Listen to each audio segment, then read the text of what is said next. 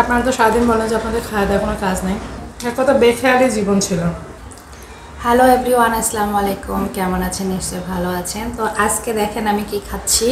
এই হলো ডাল, দেখেন ডালের বড়ার ভর্তা একদম ডুবে গেছে, আলু ভর্তা আর শুটকির ভর্তা দিয়ে ভাত, মানে পান্তা ভাত।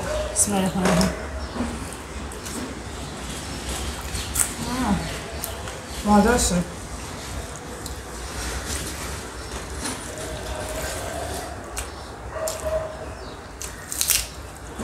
আজকে আবার ভিডিও বানাচ্ছি, ডিলিট হয়ে গেছে, আবার ভিডিও বানাতে হচ্ছে।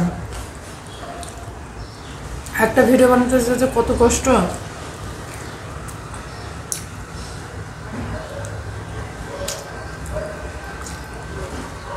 যারা ভিডিও করে তারা এখন তো জানে। আর আপনারা তো সারাদিন বলেন যে আপনাদের খাওয়া দাওয়া কোনো কাজ নেই।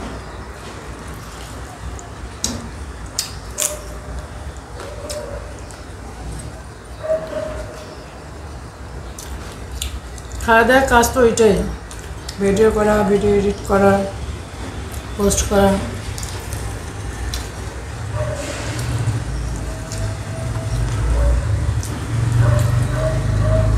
জীবনে কোনো কিছুই না সহজভাবে পাওয়া যায় না, বুঝছেন।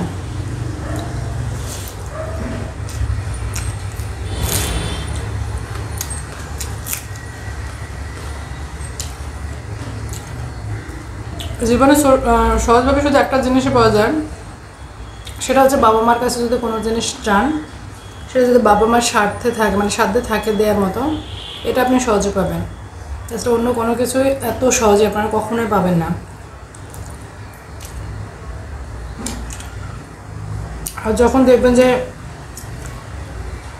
বাবা মার সান্নিধ্যে নাই, আপনারা বাবা মার ছায়াটা আপনার কাছে নাই, আপনার মাথার উপরে নাই, তাহলে বুঝতে পারবেন জীবন কত কঠিন।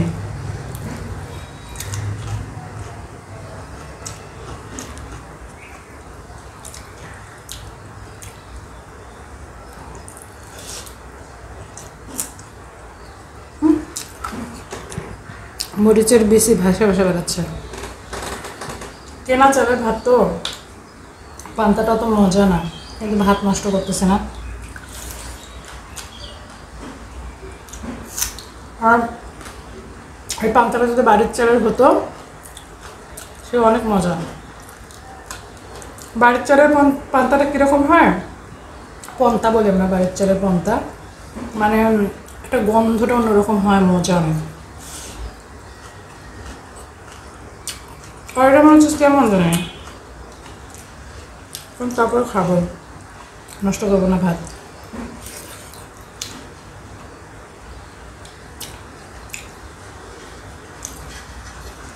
একটা ভাত তৈরি করতে অনেক পরিশ্রম। আগে বুঝতাম না, আগে অনেক নষ্ট করতাম, মানে এক কথা বেখেয়ালি জীবন ছিল। কিন্তু এখন ভালো করে বুঝি যে একটা ভাত পেটে দেওয়া পর্যন্ত কতটা কঠিন এবং এটার সঙ্গে কতটা পরিশ্রম জড়িত।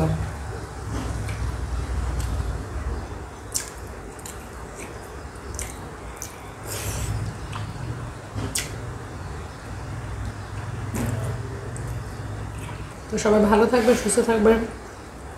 আমার ভিডিও ভালো লাগলে অবশ্যই লাইক, কমেন্ট, শেয়ার করতে ভুলবেন না। আল্লাহ হাফেজ।